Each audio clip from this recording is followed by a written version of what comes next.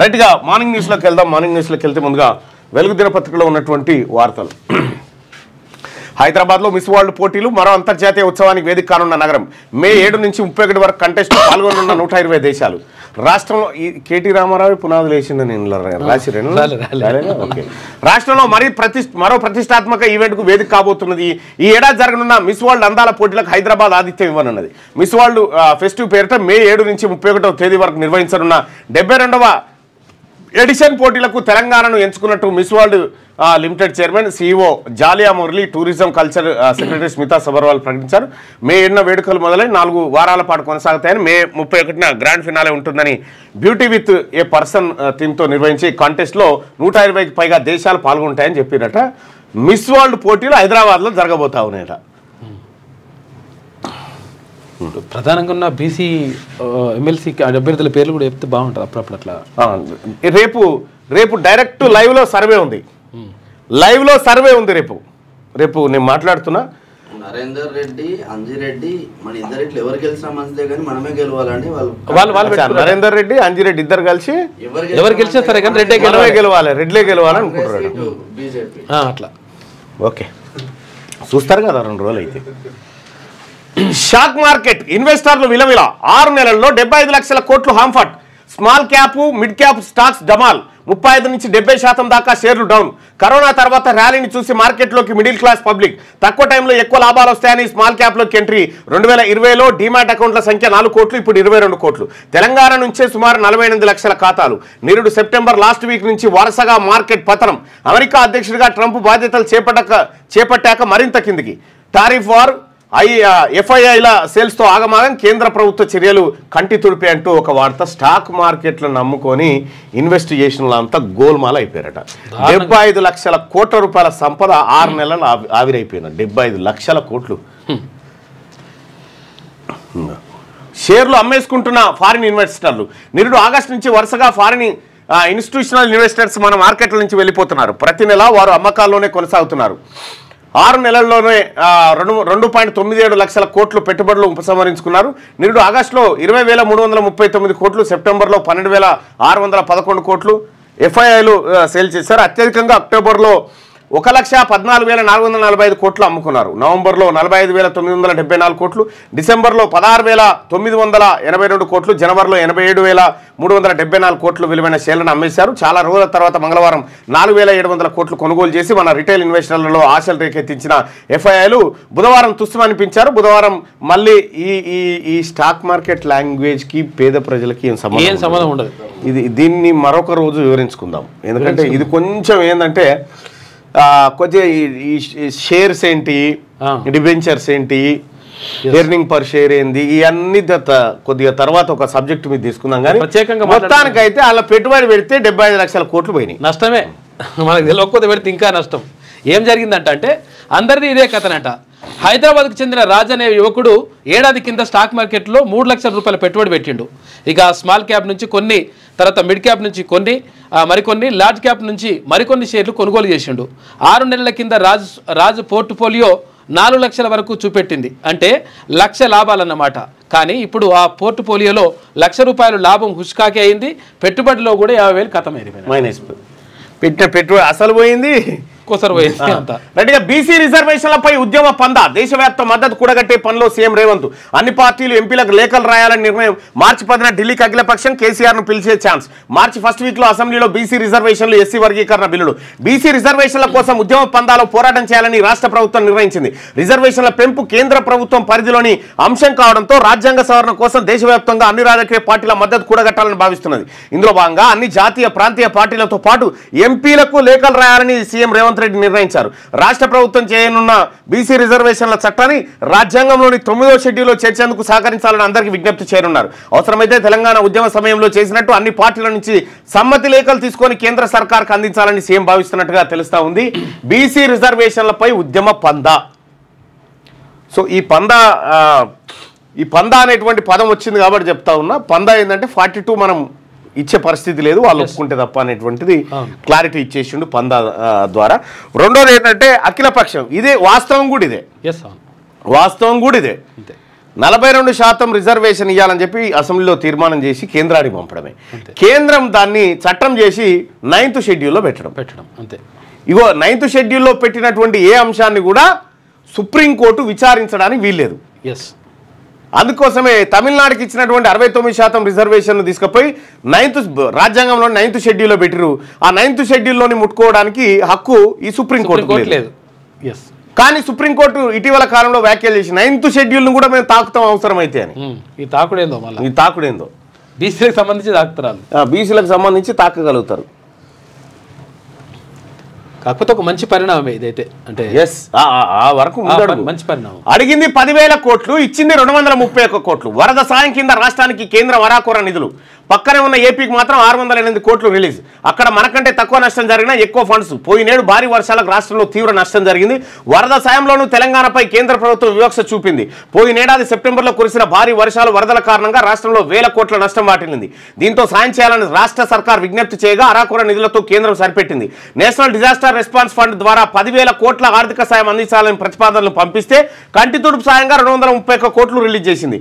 NDA కూటమి అధికారంలో ఉన్న ఏపీలో తెలంగాణ కంటే తక్కువ నష్టం వాటిల్లినప్పటికీ ఆ రాష్ట్రానికి మాత్రం 608 కోట్లు విడుదల చేసిందట. ఇగో చూడు వివక్ష చూడు. సవతి తల్లి ప్రేమ తెలంగాణ మీద నరేంద్ర మోడీ గారిది కేంద్ర ప్రభుత్వం. మన దగ్గర ఎక్కువ నష్టం జరిగితే వాళ్ళకి వాళ్ళ దాంట్లో 3వ వంతు కూడా ఇలా మనకు నష్టం జరిగింది. మన తానైతే ఏది పాయమాలు కట్టించింది వాళ్ళకు, బారణ వాళ్ళకిచ్చిండ్రు, చారణ మనకిచ్చిండ్రు. 323 టీఎంసీల అక్రమ తరలింపు. ఇక ఏపీ ఏటా కృష్ణా అవుట్ సైడ్ బేసిన్కు ఎత్తుకుపోతున్నది. అయితే ఇంటర్నేషనల్ రూల్స్ ప్రకారం ఇన్ బేసిన్ అవసరాలకే లీన్ ఇవ్వాలి. అయితే తెలంగాణ లిఫ్ట్ స్కీములన్నీ ఒకప్పటి గ్రావిటీ ప్రాజెక్టులే.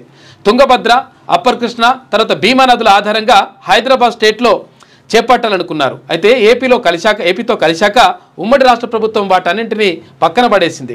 గోదావరి నీళ్లను ఏపీ అవుట్ సైడ్ బేసిన్కు తరలిస్తుంది. కృష్ణా ట్రిబ్యునల్ ముందు తెలంగాణ వాదనలు వినిపిస్తా ఉంది. 323 టీఎంసీల అక్రమ తరలింపు జరిగిపోయిందట ఇప్పటికే అక్కడ.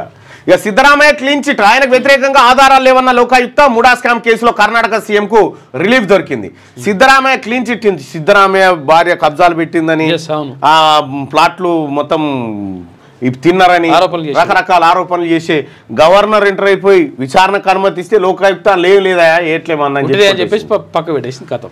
కేసీఆర్ పై కేసు పెట్టిన రాజలింగమూర్తి హత్య. భూపాలపల్లిలో నడి రోడ్డుపై కత్తులతో పొడిచిన దుండగులు, అక్కడికక్కడే మృతి.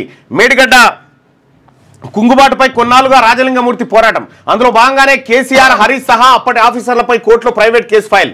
కాళేశ్వరంలోని మేడిగడ్డ బ్యారేజీ కుంగుబాటు విషయంలో మాజీ సీఎం కేసీఆర్, మాజీ మంత్రి హరీష్ రావు, ఇతర అధికారులపై కోర్టులో కేసు వేసిన నాగవెల్లి రాజలింగమూర్తి హత్యకు గురయ్యారు. బుధవారం రాత్రి భూపాలపల్లి పట్టణంలో నడి రోడ్డుపై ఆయన గుర్తు తెలియని వ్యక్తులు దారుణంగా చంపేశారు. కడుపులో, తలపై కత్తులతో పొడిచారు. పేగులు బయటపడి రాజలింగమూర్తి అక్కడికక్కడికే చనిపోయారు. ఇక బీఆర్ఎస్ హయాంలో పీడీ యాక్ట్. భూపాలపల్లి మున్సిపాలిటీలోని రెడ్డి కాలనీలో నివాసం ఉంటున్న రాజలింగమూర్తి భార్య సరళ గత పాలకవర్గంలో బీఆర్ఎస్ తరఫున 15వ వార్డు కౌన్సిలర్గా పోటీ చేసి గెలిచిరట. అప్పుడు పీడీ యాక్ట్ వేసిరట. పీడీ యాక్ట్ వేస్తే ఈ మేడిగడ్డ కుంగింది కదా, కుంగిన దానికి అప్పటి ముఖ్యమంత్రి కేసీఆర్, నీటిపారుదల శాఖ మంత్రి హరీష్ రావు బాధ్యత వహించాలి, అధికారుల తప్పిదాలు ఉన్నాయని ప్రైవేట్ కంప్లైంట్ కోర్టులో దాఖలు చేస్తే కోర్టు వీళ్ళ మీద ఎఫ్ఐఆర్ నమోదు చేయండి అని చెప్పి కేసీఆర్ హరీష్ రావు మీద ఎఫ్ఐఆర్ నమోదు చేసింది. ఆ కేసు విచారణ ఏదో రేపు ఉన్నట్టుంది హైకోర్టులో. డైరెక్ట్ గా కేసీఆర్ ని హరీష్ రావుని రావాలని చెప్పేసి కూడా భూపాలపల్లి కోర్టు చెప్పింది, డైరెక్ట్ గా హాజరు కావాలి మీరు అని చెప్పేసి. అయితే విషయం ఏంటంటే వీళ్ళు తప్పించుకోవడానికి మరి కేసీఆర్ కళ్ళల్లో ఆనందం కోసమా? ఎందుకంటే ఈ కార్యక్రమాలు చేయాలంటే హరీష్ రావు తోటి అయితే, హరీష్ రావు క్రిమినల్ మైండ్ కదా, చంపేసి కార్యక్రమాలు ఏమన్నా మరి హరీష్ రావు ఏమన్నా చూసుకుండా ఏందనేది చూడాలి, ఎంక్వైరీ చేయాల్సిన. పుట్టలో పడిచేసి మొత్తం తీసేసి రిజల్ట్స్ ఉన్నాయి కానీ వేయడానికి లేదు మనకు. అయితే ఏపీ నీళ్ళ దోపిడీని అడ్డుకోండి, కృష్ణానదిపై టెలిమెట్రీలు పెట్టండి అని చెప్పేసి మంత్రి ఉత్తమ్ కుమార్ రెడ్డి అంటుండు. పాలమూరు, సీతారామ, సమ్మక్క సాగర్కు అనుమతులు ఇవ్వండి, ఎన్డీఎస్ఏ తుది నివేదికను త్వరగా ఇవ్వండి అని చెప్పేసి కేంద్ర మంత్రి సిఆర్ పాటిల్తో భేటీలో డిమాండ్ చేసిండు. అయితే 0 వడ్డీతో 50 ఏళ్ల లోన్లు ఇస్తామని కేంద్రం హామీ ఇచ్చిందంట. త్వరలోనే సీతారామ అనుమతులు, ఎన్డీఎస్ఏ రిపోర్ట్ ఇస్తామని చెప్పి కూడా వెల్లడించింది. మీ ప్రచారం వల్లే పార్టీకి నష్టం, నేతలపై BRS chief KCR serious, parliament ఎన్నికల్లో ఓడిపోగానే పార్టీ పనైపోయిందంటూ ప్రచారం చేశారు. ఆ నిరాశతోనే 10 మంది ఎమ్మెల్యేలు పార్టీ మారారు. ఆ స్థానాల్లో త్వరలోనే ఉప ఎన్నికలు వస్తాయి. చంద్రబాబు మళ్ళీ తెలంగాణలో అడుగు పెట్టాలని చూస్తున్నాడు. నీటి వాటాల్లో రాష్ట్రానికి అన్యాయం జరుగుతున్నా సర్కార్ ఏం చేయలేకపోతున్నదని ఫైరు. ఏప్రిల్ 27న పార్టీ బహిరంగ సభ నిర్వహిస్తామని వెళ్ళి ఏప్రిల్ 27 వాళ్ళ ఆవిర్భావ దినోత్సవం ఖచ్చితంగా పెడతారు. అయితే ఈ మొన్ననే ఏమన్నాడు, ఫిబ్రవరిలోనే 5 లక్షల మందితో సభ అనినా జంపాటే మళ్ళీ ఇన్న పాస్పోర్ట్ కోసం వెళ్ళి మళ్ళీ చెప్పు. ఇక్కడ నేతలపై బీఆర్ఎస్ చీఫ్ కేసీఆర్ సీరియస్. ఎందుకు? పార్లమెంట్ ఎన్నికల్లో ఓడిపోగానే పార్టీ పని అయిపోయిందంటూ ప్రచారం చేసిరట. దాంతో సున్నా రిజల్ట్ వస్తే పని అయిపోయింది అనకపోతే ఏమంటుండొచ్చు? సత్యమే అన్నారు వాళ్ళు, ఎవరో అన్నోళ్ళు కూడా. అంటే ఈయన ఏం చెప్పదలుచుకున్నాడు ప్రతిపక్ష నాయకుడు కేసీఆర్ గారు అంటే, మనం కింద పడ్డాక కూడా కాలు మీదికి లేపి మనమే మీద ఉన్నామని చెప్పాలని చెప్తున్నాడు. నిరాశతో 10 మంది ఎమ్మెల్యేలు పార్టీ మారి, నిరాశతో మారిరని ఈయననే చెప్తా ఉన్నాడు. నిరాశ నిస్పృహలతోటి అక్కడ ఉండలేరు కాబట్టి ఇంకెవరన్నా మిగిలిన ఉంటే కూడా మారొచ్చు. ఆ స్థానాల్లో త్వరలోనే ఉప ఎన్నికలు వస్తాయట. ఆ స్థానాల్లో రాకపోతే గజ్వేల్లో చేసి ఒక్కసారి నిరూపించుకో, లేకపోతే అక్కడ సిరిసిల్లలో ఏమను, సిద్దిపేటలో ఏమను. చంద్రబాబు మళ్ళీ తెలంగాణలో అడుగు పెట్టాలని చూస్తున్నాడు. నీటి వాటాలో రాష్ట్రానికి అన్యాయం జరుగుతున్నా సర్కార్ ఏం చేయలేకపోతున్నదని ఫైర్. ఏప్రిల్ 27న పార్టీ బహిరంగ సభ నిర్వహిస్తామని వెల్లడి. ఈ అమెరికా లేదా సింగపూర్ విదేశీ పర్యటన కేసీఆర్, డిప్లొమాటిక్ పాస్పోర్టు సాధారణ పాస్పోర్టుగా మార్పు అంటూ ఒక వార్త. అసలు కథ ఏంటంటే పాస్పోర్ట్ కోసం వచ్చిండు. నిన్నదంతా ఉత్తదే ముచ్చట. పాస్పోర్ట్ కోసమే వస్తే దీని మీదే చర్చ జరుగుతుందని ఇక్కడ మళ్ళా పెట్టిండు. అడిగింది 10,000 కోట్లు, ఇచ్చింది 200 కోట్లు. కేంద్రం ఇట్లా ఇసిరి కొడితే బొచ్చబడ్డది. బొచ్చల రైట్గా. సీఎం రేఖా గుప్తా ఢిల్లీ ముఖ్యమంత్రి పీఠంపై వీడిన ఉత్కంఠ. ఇక తొలిసారి ఎమ్మెల్యేను వరించిన, మొట్టమొదటిసారి ఎమ్మెల్యే ఎన్నికైందంట. వరించిన అదృష్టం, కలిసి వచ్చిన ఆర్ఎస్ఎస్ ఏబీవీపీ నేపథ్యం. ఇక ఇవాళ రామ్లీలా మైదానంలో ప్రమాణం. హాజరు కానున్న ప్రధాని మోడీ, బీజేపీ, ఎన్డీఏ పాలిత రాష్ట్రాల ముఖ్యమంత్రులు కూడా హాజరవుతారు. ఢిల్లీలో ముఖ్యమంత్రి రేఖా బనియా అంటే యాక్చువల్గా బనియా అంటే ఓబీసీ అంటున్నారు. ఓబీసీ కాదు, ఓబీసీ అని రాస్తున్నారు.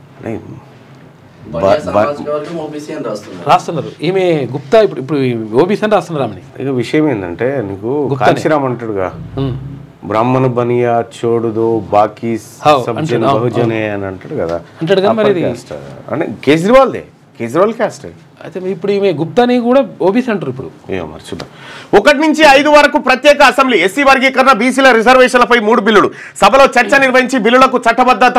మార్చి 10 నుంచి పార్లమెంట్ సమావేశాలు. అదే రోజు ఢిల్లీకి వెళ్లనున్న ముఖ్యమంత్రి రేవంత్. బీసీ రిజర్వేషన్లకు మద్దతు ఇవ్వాలని కేంద్రానికి వినతి. కేంద్రం ఆమోదం తెలపకపోతే పోరాటం. అఖిలపక్ష నేతల్ని ఢిల్లీ తీసుకెళ్లే యోచన.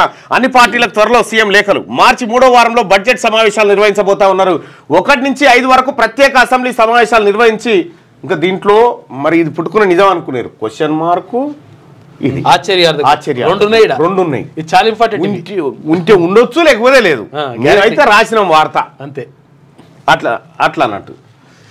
కాంగ్రెస్ గ్రాఫ్ పాతాళంలోకి. కాంగ్రెస్ గ్రాఫ్ పాతాళంలోకి పోతే ఎమ్మెల్సీ ఎన్నికల్లో మీరెందుకు పోటీ చేయలే? పాతాళంలో అయిన పార్టీ బాగా లేచింది కదా, ఇట్లా పైకి బాగా లేచింది కదా, పైకి మొత్తం పార్టీ. 6 నెలల్లో మాట్లాడుతుంది. 6 నెలల్లోనే సర్కార్పై ప్రజల్లో వ్యతిరేకత. రేవంత్ అసమర్థతను అంతా గుర్తిస్తున్నారు. 100% మళ్ళీ బీఆర్ఎస్ అధికారంలోకి. 10 అసెంబ్లీ స్థానాలకు ఉప ఎన్నికలు తథ్యం. కాంగ్రెస్ తొత్తులుగా కమ్యూనిస్టులు అని చెప్పి కేసీఆర్. బీఆర్ఎస్ విస్తృత స్థాయి భేటీలో వ్యాఖ్యలు. పార్టీ పనైపోయిందంటూ బీఆర్ఎస్ నేతలే ప్రచారం చేశారని గులాబ్బాస్ ఆగ్రహం. ఏప్రిల్ 10న పార్టీ ప్రతినిధుల సభ, 27న బహిరంగ సభ నిర్వహించినట్టుగా వెల్లడి. అది ఎట్లాగో ఏడాది మాసకం వాళ్ళు పెట్టుకున్నారు. ఏడాది మాసకం అంటున్నారు, వార్షికోత్సవం వాళ్ళు పెట్టుకుంటారు. కామన్ గా అది చేసుకుంటారు. 25వది కాబట్టి ఇప్పుడు అదేంటి ఏమంటారు, దీన్ని రజతోత్సవం చేసుకుంటారు. 25 మార్చి 31 లోపు ఎల్ఆర్ఎస్ కు దరఖాస్తు చేస్తే 25% రాయితీ ఇస్తారట. అనధికారిక లేఅవుట్లలో 10% ప్లాట్లు రిజిస్ట్రేషన్ అయి ఉంటే మిగిలిన 90% ప్లాట్లు కంపనీకరణకు అనుమతిస్తారట.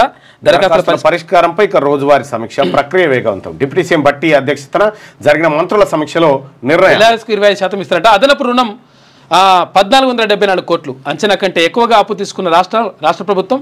బడ్జెట్ అంచనాల్లో మార్కెట్ రుణాలు 57,112 కోట్లు. ఇక జనవరి నాటికి తీసుకున్న రుణం 58,586 కోట్లు. ఇక రాష్ట్ర రాబడులు 1,83,427 కోట్లు. వ్యయం 1,78,947 కోట్లు. జనవరి నివేదిక విడుదల చేసిందట. నాతో వాదనలా మోదీ చెప్పినా నేను వినలేదు. మీరెంత సుంకం విధిస్తే మేము అంతే వేస్తామని ఆయనకే గట్టిగా చెప్పారు. భారత్కు ఎటువంటి మినహాయింపు ఉండదని స్పష్టం చేశా. ఇకపై అన్ని దేశాలతో ఇలాగే వ్యవహరిస్తాం, ఇట్లాగైతేనే దారికొస్తాయి. భారత్లో బోలెడంత డబ్బు, ఆ దేశంలో ఓటింగ్కు మనం డబ్బులు ఎందుకు ఇవ్వాలి? భారీ పన్నులు మన సార్ పోయి చెప్పొచ్చినట్టున్నాడు మోడీ గారు. ఏ మాతాన్ని అడగోలుగా పైసలు అప్పుడు కేసీఆర్ రాష్ట్రం అన్నట్టు. భారత్లో బోలెడంత డబ్బు, ఆ దేశంలో ఓటింగ్కు మనం డబ్బులు ఎందుకు ఇవ్వాలి? భారీ పన్నులు విధించే భారత్లో టెస్లా ఫ్యాక్టరీ పెడితే అమెరికాకు అన్యాయమే. ఫ్యాక్స్ ఇంటర్వ్యూలో ట్రంప్ వ్యాఖ్యలు. భారత్ ఫార్మాకు ట్రంప్ సుంకాల ముప్పు, ఔషధాలపై కనీసం 25% టారిఫ్ వేయబోతా ఉన్నారట. నిక్కచ్చిగా చెప్తా ఉన్నాడు, డైరెక్ట్ చెప్పేస్తుంది, ఏం లేదా. డుమ్మా డాక్టర్ల చెక్కు. ఇకపై 1869 ఆసుపత్రుల్లో బయోమెట్రిక్ హాజరు. డిహెచ్, టీవీవీపీ, ఆయుష్ ఆసుపత్రుల్లో అమలు. కాంట్రాక్ట్ అవుట్ సోర్సింగ్ ఉద్యోగులకు కూడా బయోమెట్రిక్ పెడతా ఉన్నారట. మంచి పరిణామం ఇది. మాకు కూడా పెట్టాలి. ప్రతి ఎమ్మెల్యేకు, ఎమ్మెల్సీకి, మంత్రులకు, ముఖ్యమంత్రి అందరికి బయోమెట్రిక్ ఉండాలి. ప్రభుత్వ జీతకాలమే కదా. ఈ మండలంలో, ఈ ఊర్లో ఇట్లా పోయి ఏ ఊర్లోకి ఆ ఊర్లో ఉండాలి, పోయి ఈ ఊర్లో పెట్టొచ్చు ఇవాళ. అట్లా పౌల్ట్రీ రంగం పల్టీ.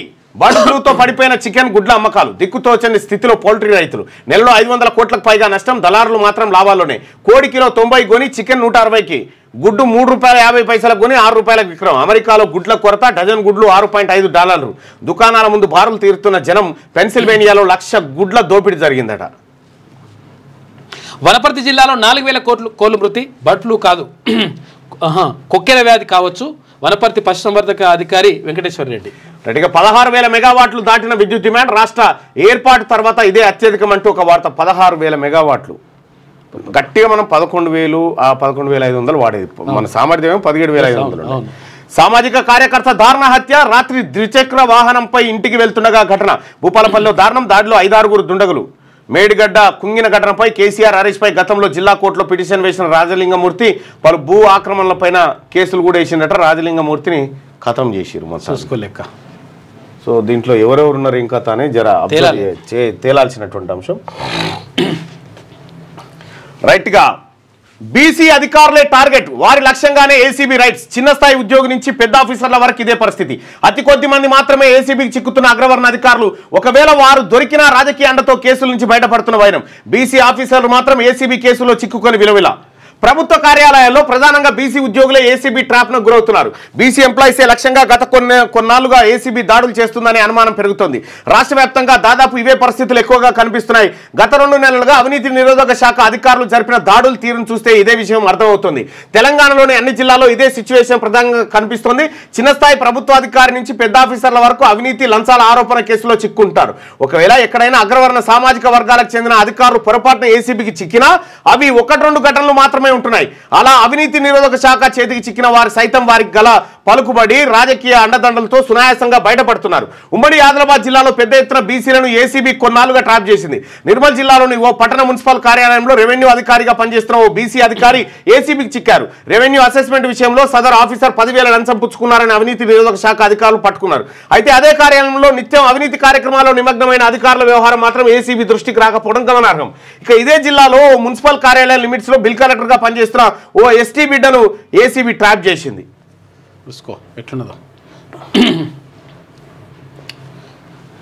అయితే సదర్ బిల్ కలెక్టర్ తీసుకున్న లంచాలు ఎవరికి ముడుతున్నాయనే దానిపై మాత్రం ఏసీబీ అధికారులు నజర్ పెట్టలేకపోయారనే విమర్శలు వచ్చాయి. అలాగే ఇదే జిల్లాలో రెవెన్యూ ఇన్స్పెక్టర్ గా చేసిన ఓ ముస్లిం అధికారిని అవినీతి నిరోధక శాఖ లంచం ఆరోపణలపై పట్టుకుంది. కలెక్టర్ కార్యాలయంలో సర్వే విభాగంలో పనిచేసే ఓ బీసీ సామాజిక వర్గానికి చెందిన సెక్షన్ అధికారిపై కూడా ఏసీబీ అధికారులు రైడ్ చేసి పట్టుకున్నారు. అంత పెద్ద కలెక్టరేట్ లో మొత్తం కేవలం బీసీ అధికారే టార్గెట్ కావడం ఆ ఆఫీస్ వర్గాలనే విస్మయం కలిగిస్తుంది. ఉమ్మడి ఖమ్మం జిల్లా ఇల్లందు నియోజకవర్గం గురుకుల పాఠశాలలో ప్రిన్సిపల్ గా పనిచేస్తున్న బీసీ సామాజిక వర్గానికి చెందిన వ్యక్తిని 2,000 లంచంగా తీసుకున్నారనే ఆరోపణలపై ఏసీబీ పట్టుకుంది. పాలేరు నియోజకవర్గం తిరుమలాయపాలెం గ్రామదీపికగా ఉద్యోగం చేస్తున్న ఓ బీసీ మహిళా ఆఫీసర్ను కూడా కొన్నాళ్ల క్రితం ఏసీబీ ట్రాప్ చేసింది. మరోవైపు 2 రోజుల క్రితమే ఉమ్మడి పాలమూరు జిల్లాలోని ఓ బీసీ సామాజిక వర్గానికి చెందిన సిఐ ఏసీబీకి చిక్కారు. సిఐతో పాటు 2 కానిస్టేబుల్ సైతం ఏసీబీ పట్టుకుంది. అలాగే ఖమ్మం జిల్లాలో 2 బడుగు బిడ్డలు ఫారెస్ట్ అధికారులను అవినీతి నిరోధక శాఖ అధికారులు ట్రాప్ చేశారు. ఉమ్మడి పాలమూరు జిల్లాలో ఓ ఎస్టీ బిడ్డను కొన్నాళ్ల క్రితం ఏసీబీ ట్రాప్ చేసింది. ఇదే జిల్లాలో ఓ డిప్యూటీ తహసీల్దార్ను కూడా అవినీతి నిరోధక శాఖ పట్టుకుంది. అలాగే ఇదే జిల్లాలో ఓ బీసీ ఎస్ఐని ఏసీబీ ట్రాప్ చేసింది. మక్తల్లో ఓ బీసీ సర్వేయర్ ఇటీవల ఏసీబీకి చిక్కారు. జడ్చర్లో ఓ గెజిటెడ్ గౌడ బిడ్డను ఏసీబీ ట్రాప్ చేసింది. నల్గొండ మరిగుడిలో ఓ బీసీ గెజిటెడ్ అధికారి కూడా ఇటీవల ఏసీబీ చిక్కారు. ఇలా రాష్ట్ర వ్యాప్తంగా బీసీ అధికారులు పెద్ద ఎత్తున ఇటీవల ఏసీబీకి చిక్కడం గమనార్హం. ప్రజలారా, బీసీ ఉద్యోగస్తులారా, చాలా చాలా చాలా చాలా మీరు ఎక్కడ మిమ్మల్ని ఎట్లా ఇరికియాలని చూస్తా ఉన్నారు వీళ్ళంతా. మీరు కూడా పనిచేయరు. వీళ్ళు ఎక్కడెక్కడ లంచాలు తీసుకుంటున్నారో క్యూనిస్ తెలియజేయండి. మనం వాళ్ళందరినీ పట్టిద్దాం. ఎక్కడెక్కడ తీసుకున్నా మనం అందరం కూడా వాళ్ళని పట్టించే ఇదో ఉద్యమం లాగా పట్టిద్దాం. ఉత్తగా కాదు, ఉద్యమం లాగా పట్టిద్దాం. చాలా ఇంపార్టెంట్. చూసిరు కదా పోయిన ఎంతమంది బీసీలను టార్గెట్ చేసిరు. స్పెషల్గా బీసీ ఉద్యమంలో పాల్గొనడని, బీసీ ఉద్యోగస్తుల ఉద్యమంలో పాల్గొనడని సతీష్ కొట్టేను అక్రమ కేసులో ఇరికిచ్చి ఏసీబీ ట్రాప్ లో చెంచల్ కూడా జైల్లో పెట్టారు. చాలా మందిని ఇట్లా చాలా మందిని చేస్తా ఉన్నారు. ఇదంతా చూస్తా ఉన్నాం. కానీ ఒకటి గుర్తు పెట్టుకొని, మా బీసీ బిడ్డలను కావాలని మీరు టార్గెట్ చేస్తే బరాబర్ మిమ్మల్ని టార్గెట్ చేస్తాం. బరాబర్ మిమ్మల్ని టార్గెట్ చేస్తాం. దొరుకుతారు, బరాబర్ దొరుకుతారు. వదిలిపెట్టే సమస్య లేదు. వేటాడుతాం. ఎవడెవడైతే మా బీసీల తెరవచ్చి, ఎవడెవడైతే మా పేద వర్గాల తెరవచ్చి, మా ఎస్సీ ఎస్టీ మైనారిటీ ఆదివాసీ బిడ్డల తెరవచ్చి వాళ్ళ ఉద్యోగాలతో ఆటలాడుకుంటా ఉన్నారో ఒక్కరిని కూడా వదిలిపెట్టాం. బరాబర్ వదిలిపెట్టాం. రేపు బీసీ రాజ్యంలో రాసేది మీ చరిత్రనే.